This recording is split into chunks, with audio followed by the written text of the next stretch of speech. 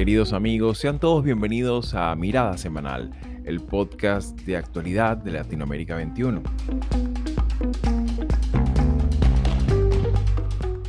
Como todos los domingos, analizaremos las principales noticias de la semana con el respaldo intelectual de Marisabel Puertarriera y Manuel Alcántara Sáez.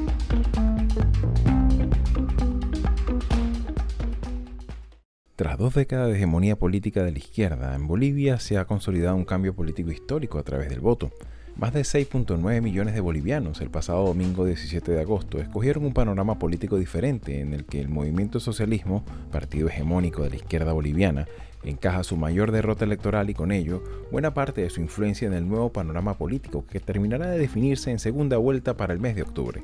Para el balotaje se presentarán el senador Rodrigo Paz Pereira del Partido Demócrata Cristiano, quien obtuvo el 32% de los votos, y el expresidente Jorge Tuto Quiroga con otro 27% de los sufragios. Cabe destacar que en un tercer lugar, con más de un 20% del electorado, está el candidato liberal Samuel Doria, quien con su posible adhesión pudiera ser un factor decisivo para los próximos días. Para entender los pormenores del nuevo mapa político boliviano que comienza a configurarse con esta elección, nos acompañó en este programa una vez más Franz Flores, politólogo, profesor e investigador de la Universidad San Francisco Xavier en Sucre, Bolivia. Con su apoyo destacaremos las principales claves de este cambio político, las explicaciones detrás del desplome electoral del MAS, así como también cuáles son las propuestas de los candidatos que siguen en carrera. Soy Xavier Rodríguez Franco, les hablo desde Sunrise, Florida, y hoy es 24 de agosto de 2025. Y bien amigos, sean todos una vez más bienvenidos a Mirada Semanal. Y bueno, como era de esperarse y lo hemos evaluado en otras ocasiones, incluso te contamos nuevamente con la participación de Franz para evaluar todo lo que ha ocurrido en los últimos días a propósito de esta primera vuelta electoral en Bolivia. Y bueno, queremos un poco a examinar el marco que ha quedado. ¿Qué lecciones nos enseña esta primera vuelta? Estamos hablando que es la primera vez que se realiza un balotaje en el sistema político, el sistema electoral boliviano. Pero sobre todas las cosas, cabe destacar, por supuesto, que se está registrando un cambio político pacífico, tanto antes, durante y después del proceso electoral, a pesar de que, por supuesto, convengamos pues que ciertamente la propia dinámica ha sido una dinámica electoral muy reñida. La distribución, como lo vamos a evaluar más en detalle en el programa, la distribución de la intención de voto ha sido bastante distribuida. Y a ver, para comenzar, Franz, ¿cuál es tu apreciación de entrada de esta primera vuelta y qué lecciones podemos aprender, sobre todo de cara a lo que se viene ahorita para octubre? Bienvenido. Muy buenos días, muchísimas gracias por la comunicación. Un gran saludo a Javier, a María, a Manuel, por cierto. Sí, para todos ha sido una sorpresa el hecho de que haya ganado el señor Paz, el señor Rodrigo Paz, junto con Edman Lara.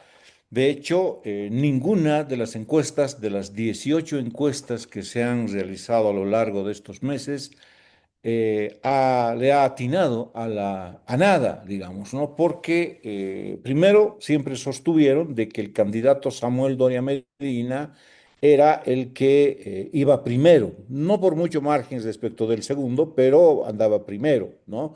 La última encuesta que se hizo ya se mostró a un Paz, a un Rodrigo Paz, creciendo en el voto, pero nadie imaginó que ese crecimiento iba a llegar al punto de superar al tercero primero, al segundo y al primero, y darnos esta sorpresa de una votación cercana al 33%, ¿no? Entonces, un dato es que ha variado este voto. Los resultados de las elecciones del 2025 han mostrado en este primer gráfico de barras que el Partido Demócrata Cristiano logra el 32%, Libre, que el partido que llevaba a Tuto Quiroga logra el 28,7%, esto ya es al total de conteos, y el partido Unidad, que llevaba a Samuel Doria Medina, lleva solamente un margen muy inferior, ¿no? Del 24%. ¿Ok? Entonces, esto está marcando este gran,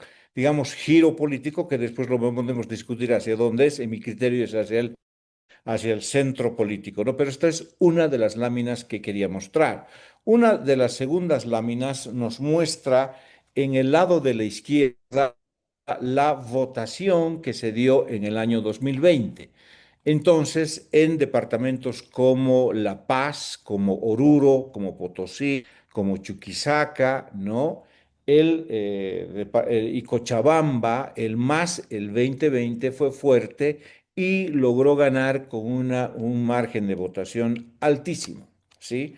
Y en el lado derecho tenemos el mapa electoral de las elecciones actuales del 2020, donde el Partido Demócrata Cristiano, el partido del vencedor, logra vencer en Potosí, en Oruro, en Cochabamba y en La Paz y también en Chuquisaca, ¿no? Lo cual está mostrando claramente de que probablemente mucha de la votación del masismo, digamos, o sea, personas que habrían votado el 2020 por el MAS, lo han hecho ahora por el Partido Demócrata Cristiano. Es Claro, cierto que no con la cantidad que anterior, pero es sintomático que en los mismos lugares que son bastiones electorales, el PDC de Paz haya logrado penetrar y lograr triunfos bastante nobles en algunos casos, ¿no? En la ciudad de Potosí, por ejemplo, con el 40%, en La Paz con el 47%, entonces son votaciones muy importantes, ¿no? Y un tercer gráfico que les quería mostrar es la composición del poder legislativo. Si ven en la Cámara de Senadores la composición del poder legislativo en el 2020, si ven en la Cámara de Senadores, no existe ni un solo representante azul, es decir, del partido del MAS, ni uno solo. Ni siquiera de su expresión de la división que es de Andrónico Rodríguez, ¿no? Entonces, acá está representándose el Partido Demócrata Cristiano, está representado Libre, Unidad y el partido del actual alcalde por Cochabamba, Manfred Reyes Villa. Lo mismo pasa tanto cuando vemos los diputados plurinominales, ¿no? Que son elegidos junto con la lista de presidentes, con la propuesta presidencial, los diputados plurinominales, donde tampoco existe ningún representante azul, es decir, no hay representantes del MAS, aunque sí existen dos representantes de Alianza Popular que llevó a Andrónico Rodríguez, ¿no? Y cuando claro. nos recorremos a los diputados uninominales, lo propio. No existe un solo diputado azul del movimiento al socialismo y sí existen dos solitarios diputados de Andrónico Rodríguez, ¿no? Lo cual está hablando que realmente para el MAS como partido político, pero también como sus expresiones, sus sucedáneos, digamos, no les ha ido tremendamente mal, ¿no? Claro. Eso para compartir Sí, sí, la claro, y creo que pantalla esto nos da en una, este. nos da una imagen, un pantallazo inicial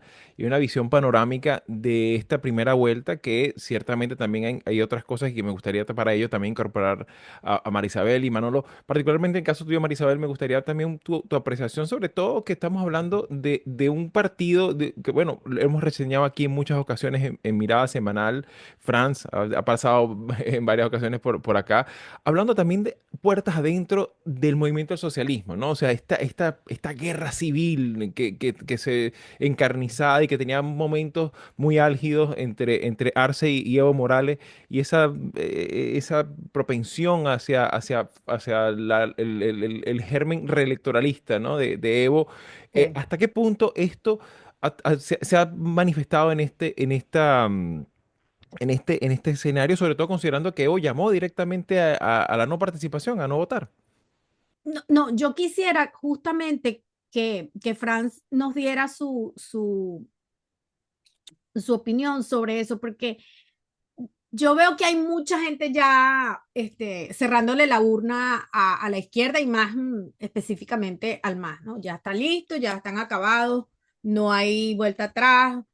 Y no sé, primero, esto es Bolivia, ¿no? Segundo, aquí en política nunca ha sido conveniente declarar la nota de función de movimientos políticos, partidos políticos, fuerzas políticas. Aquí si el MAS no hubiese ido dividido, sería otra historia, ¿no? Entonces, a mí me gustaría que nos dieras tu opinión porque creo que seguimos con una ceguera tremenda y a veces hasta me parece a mí tan escaso insistir en que esto es nada más un movimiento pendular, ¿no? En parte lo es.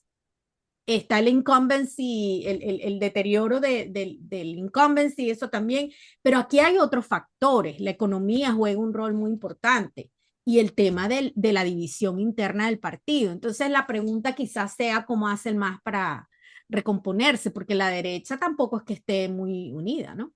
Un dato muy importante es que, pero polémico desde el punto de vista analítico, es que las dos últimas semanas de campaña Evo Morales ha insistido en el voto nulo, ¿no? Es decir, ha lanzado el mensaje, la orden a sus seguidores, digamos, al voto duro que tiene Evo Morales, de que deben votar por el voto nulo. Este ha llegado casi al 20% de la votación, que en términos numéricos significa 1.054.568 votos, ¿no? Que es mayor en cantidad el voto nulo que el alcanzado por el tercero, que es en este caso Samuel Doria Medina, que logró solo 1.054.568 votos. Es decir, uno si cree, ¿no?, que el voto nulo es un voto del evismo del sector afín a Evo, podríamos decir que Evo Morales ha logrado un triunfo político en este caso de lograr un tercer lugar y de demostrar ahí su fortaleza política, ¿no? Pero analíticamente es bien complicado porque uno exactamente no sabe qué está detrás del voto nulo. Puede ser gente que no necesariamente obedezca las directrices del partido de Evo Morales, ¿no?, que es Evo Pueblo. Pero quizás esto es verosímil en el sentido de que jamás ha habido este nivel del 20% de voto nulo, sino que históricamente este oscilaba entre el 4 y el 6%, ¿no? Entonces, estamos hablando de un respaldo a Evo Morales bastante importante si es que se cumpliría analíticamente esto. Pero, por otro lado, la debacle del MAS se debe, sin duda, a la pésima gestión de la crisis económica del gobierno de Luis Arce, ¿no? La gente está en este momento, está volatilizando sus ingresos, han dejado de tener el poder adquisitivo, muchos productos de primera necesidad han duplicado en su precio, entonces este rendimiento, digamos, de la gestión del MAS en el poder ha afectado sin duda también la votación del MAS, ¿no? Y por otro lado, para mucha gente, creo, del ámbito popular, no le ha agradado para nada que casi 50 días entre el 2024 y el 2025 Evo Morales haya bloqueado el país. Eso evidentemente afecta no solo a las capas de ingresos altos, sino sobre todo a la capa de ingresos medios y bajos que finalmente tienen que viajar, tienen que vender, tienen que cambiarse de ciudad, etcétera. Y Evo Morales, al insistir en su candidatura, provocó quizás este rechazo de la población, ¿no? Entonces, pueden ser estas algunas explicaciones. No, sin Además, duda. me animo a decir que no se puede todavía hablar de que el MAS ha muerto porque nos faltan las elecciones subnacionales. Ahí vamos a tener el panorama completo y veremos si ahí también se ratifica la debilidad o vemos un renacimiento, digamos, subnacional del MAS. Efectivamente, y en ese sentido, también para incorporar un poco también tu apreciación, Manolo, y tus preguntas para Franz, porque claro, es que hay muchas cosas que hay que resaltar y particularmente me parece que es importante también el componente territorial, ¿no? El componente también entre esa tensión histórica, ¿no?, que siempre ha habido entre La Paz y las demás regiones, particularmente el Alto.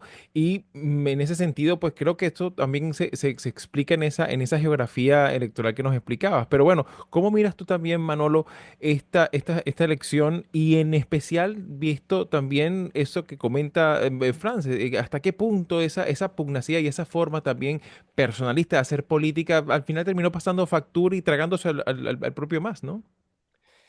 Bueno, fijaros, yo creo que es un caso por lo menos intelectualmente, académicamente, muy interesante de abordar. Estamos hablando de un eh, proceso que se ha extendido a lo largo de 2 décadas, que ha sido muy importante, no solo en la historia de Bolivia, sino también yo creo en términos comparados en lo que pasó, en lo que ha estado pasando en América Latina en estas dos décadas. Y creo que la grandísima noticia y positiva es que las urnas han funcionado. O sea, muchas veces estamos satanizando lo electoral, pero claro, lo electoral, si nos damos cuenta, sirve para proyectar el agotamiento de un determinado modelo, el cansancio de una sociedad con respecto a lo que viene ocurriendo, y hay un instrumento para generar la alternancia, ¿no? Y yo creo que esta es la gran lección, ¿no?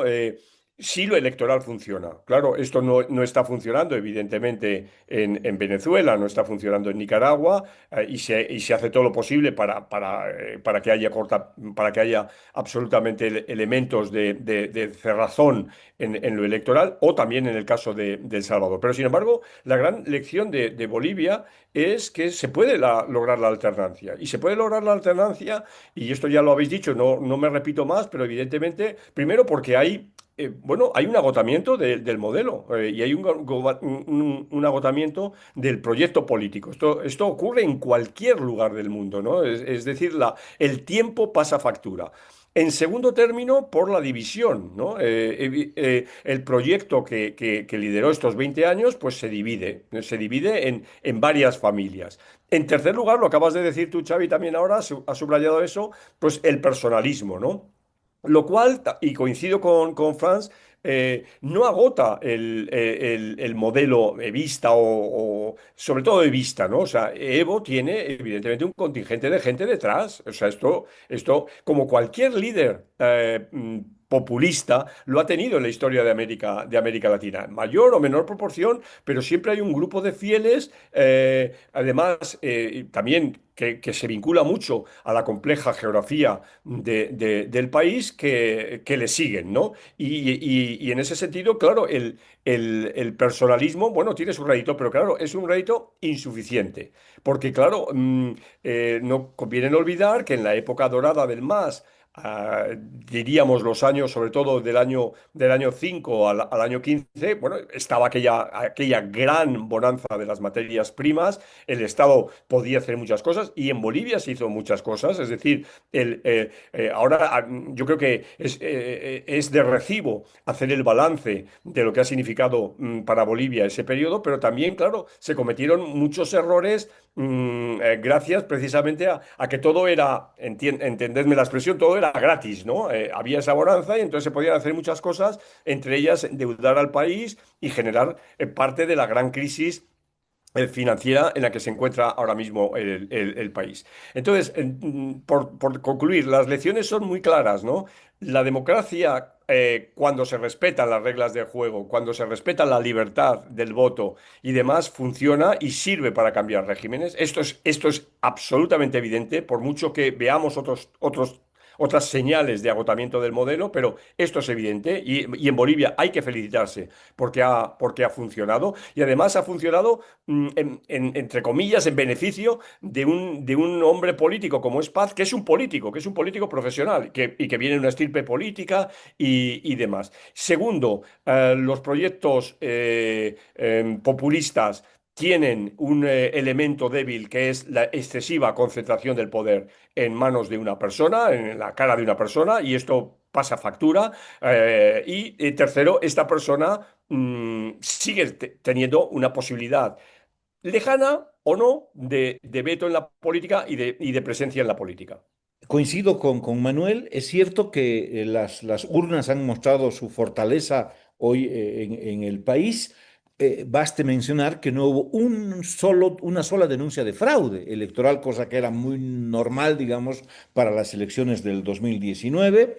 Y esto se demuestra que hubo un 87% de participación del electorado, ¿no? Al principio las radios estaban mencionando de que las colas estaban vacías, que no había gente que iba a votar, pero después del mediodía la gente fue a votar a las urnas y el 87% es evidentemente un número alto que no solamente, que está diciendo mucho, digamos, de la vocación democrática de los bolivianos y de esta fortaleza finalmente de las urnas, confianza en las urnas, que digamos un poco hecha por los suelos estas mediciones que se hace sobre quizás la desafección a la democracia o la desconfianza, sobre todo en el órgano electoral. Y es verdad eso, ¿no? Hay un agotamiento del modelo, pero una hipótesis que yo manejo es que si bien el MAS se ha retirado del panorama político como partido político, el populismo como que se ha reinventado o se ha reencarnado en la dupla Paz-Lara, ¿no?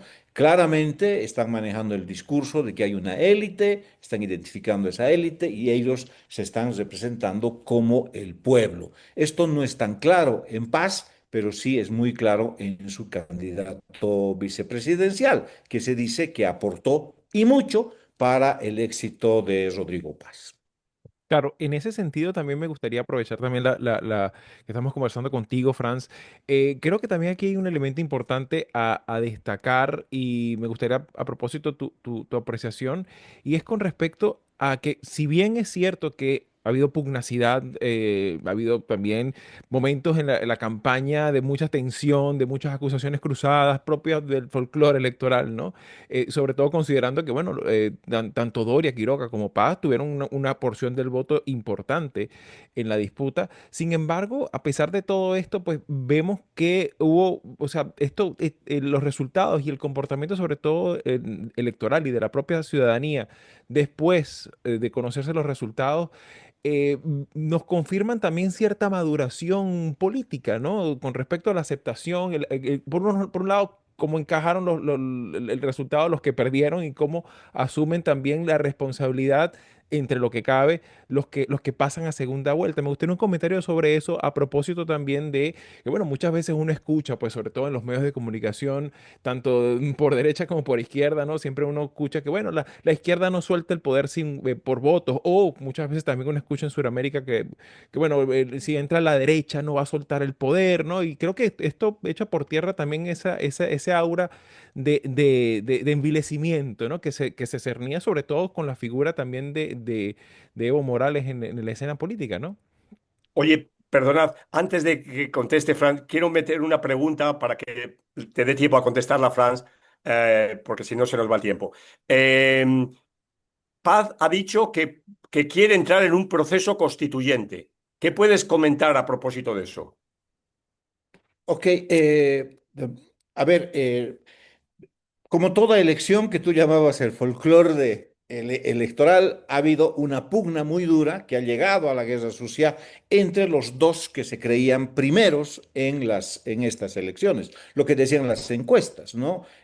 Tuto Quiroga como Samuel Doria Medina siendo encarnizadamente el más afectado fue sin duda Samuel Doria Medina, a quien se le atacó incluso con familiares suyos. Y qué sé yo, la batalla en las redes era muy dura, ¿no? Y parte del éxito de Paz, ¿no? De Rodrigo Paz, se debe justamente a eso, ¿no? Porque Rodrigo Paz no fue atacado ni mirado por los candidatos que se creían ganadores, ¿no? Al punto que en la última debate presidencial organizado por el Tribunal Supremo Electoral, ¿sí? Solo fue Rodrigo Paz y dos candidatos más, ¿no? Del Castillo y el candidato de ADN, ¿no? Ya no fueron los otros candidatos porque creían innecesario el ya estar en otro debate y prefirieron ir a sus cierres de campaña. Entonces, Rodrigo Paz, que tiene propuestas varias, muchas de ellas interesantes, muchas de ellas impracticables, muchas de ellas también yo considero demagógicas, pudo desplazar su discurso, su propuesta, etcétera, sin ningún tipo de turbulencias y sin ningún tipo de contradicciones. Es por eso que logró, quizás más que nadie, conectar con el mundo popular boliviano, ¿no? Y sorprende, por cierto, claro, puntamente parte de esta sorpresa y es que al darse la misma, los actores políticos, ninguno de ellos reclamó fraude, etcétera. Los datos estaban claros y la sorpresa fue lo suficientemente interesante como para que no hubo denuncias de ningún tipo. Por otro lado, es verdad que está planteando una reforma constituyente, pero yo diría que esto no es un elemento central en la propuesta de paz ni de Lara, ¿no? Hablan evidentemente de que hay una crisis en la justicia, de que no es necesario ir a una votación, de que algunos elementos de la Constitución han quedado desfasados, pero yo no veo que este sea un tema que esté en la agenda política en este momento, por lo menos para Rodrigo Paz, ¿no? Claro, ahora, y ya para cerrar y darle el espacio también a Marisabel, sí también sería interesante, por ejemplo, este tema de, y bueno, hablando precisamente de, de esta idea de la constituyente o de las reformas que quieran plantear de cara, obviamente hay un componente también de hartazgo del modelo de las últimas 2 décadas, ¿no? En muchos aspectos, pero particularmente creo que ahí es importante considerar que, bueno, ahí ahora se abre un nuevo esquema también de gobernabilidad donde de alguna manera va a tener que lidiar con bancadas que dentro de oposición, independientemente de quién resulte electo en octubre, va a haber un proceso también de, de una nueva dinámica, ¿no? Y en ese sentido me gustaría un poco tu apreciación. ¿Cómo crees tú qué características puede llegar a tener esta nueva dinámica entre esta nueva oposición y esta nueva mayoría que se pueda consolidar ahorita mismo en octubre? Esto es muy importante lo que dices, la pregunta que haces, ¿no? Porque si ha habido un cambio profundo es justamente en el sistema de partidos. Hemos pasado de un sistema de partidos dominante, ¿no? Donde el candidato ganador, el más, ganaba casi todos los escaños y ganaba con más del 50%, y los otros partidos competían, pero no eran competidores. Hoy hemos pasado a un sistema más plural de partidos políticos, donde sin duda va a ser importante la negociación. O sea, yo no sé si es que en el caso de que ganara Paz, si Tuto va a entrar como cogobierno o simplemente va a ir a la oposición o una especie de alianza crítica. Digamos, no se sabe todos estos movimientos, pero en el caso de que gane Tuto, tampoco puede presidir de los votos de Paz y también, por supuesto, los que tiene Unidad Nacional de Samuel Doria Medina, lo cual les obliga ciertamente a una negociación, ir a una negociación, armar coaliciones, cosa que no ocurría en el pasado, que el MAS simplemente imponía todas las decisiones en el Parlamento. Si hay un cambio profundo es en ese sentido. No hemos pasado de este sistema de partido dominante a uno más plural. Claro, muy, muy interesante lo que comentas. A ver, Marisabel, me gustaría también tu apreciación sobre este particular, dado que, bueno, hemos reseñado aquí en Mirada Semanal tantas veces, ¿no? Ese efecto aplanadora que muchas veces ocurre con estos hiperpresidencialismos en ocasiones. Y también, por otra parte, cuando hay esas tensiones que a veces hay parlamentos que sencillamente ponen la piedra de tranca y no, no hay avance, ¿no? Bueno, yo creo que ese es el reto de cualquiera en América Latina, sobre todo con justamente con las presidencias expandiéndose, el aggrandizement ese del que tanto nos quejamos, pero que es un defecto de diseño institucional en muchos casos y que en algunas coyunturas se exacerba porque justamente lo que buscan es con reformas constitucionales ampliar esa característica. Además de eso, a mí Ujú. me gustaría preguntarle a Franz, eh, ¿cuál pudiera ser la respuesta de un gobierno de Quiroga o de Paz en relación no solamente al modelo económico, sino al aislamiento desde el punto de vista de las relaciones tanto en América Latina como con el resto del mundo, porque hemos visto cómo, cómo Brasil en esta coyuntura se está acercando más a China. ¿Qué pasaría en un gobierno de Quiroga o de Paz? No sería, no, bueno, buscaría, como, es un giro a la derecha finalmente si se daría, o un gobierno de izquierda donde no buscaría los aliados internacionales que antes tenía el movimiento al Uh -huh, socialismo. uh En -huh. ese sentido lo veo mucho más amplio a Paz, ¿no? Y además amplio lo veo en el sentido de restablecer relaciones comerciales con Chile. él ha anunciado de que de ser presidente ya no es necesario él ya no tener esta desvinculación diplomática, no existen relaciones diplomáticas oficiales entre Chile y Bolivia y es hora de restablecer esto, ¿no? Esto lo ha anunciado y esto me parece importante porque finalmente es un vecino con el cual establecemos relaciones de migración y comerciales y con la cual no tenemos relaciones diplomáticas, ¿no? Entonces, en ese sentido está mucho más amplio ambos candidatos, pero hay una diferencia, ¿no?